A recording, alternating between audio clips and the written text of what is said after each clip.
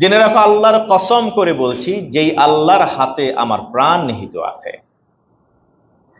এই মিদআম তো সেই সাহাবী, আমার সেই খাদেম, যে খাদেম খায়বারের যুদ্ধের লব্ধ ওই গনিমতের মাল বন্টন হবার আগেই একটা শাড়ি, যেটা তার ভাগে ছিল না, সেই শাড়িটা সে নিয়ে গেছে।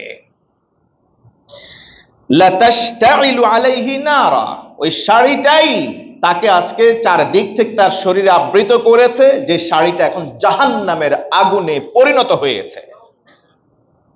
তোমরা দেখছো তাকে শহীদ বলে দাবি করছো, শুকরিয়া আদায় করছো, আনন্দ উল্লাস করছো, আর আমি তাকিয়ে তাকিয়ে দেখছি ওই শাড়িটা চুরি করার কারণে অন্যের সম্পদ তার অংশে ছিল না, তার ভাগে ছিল না।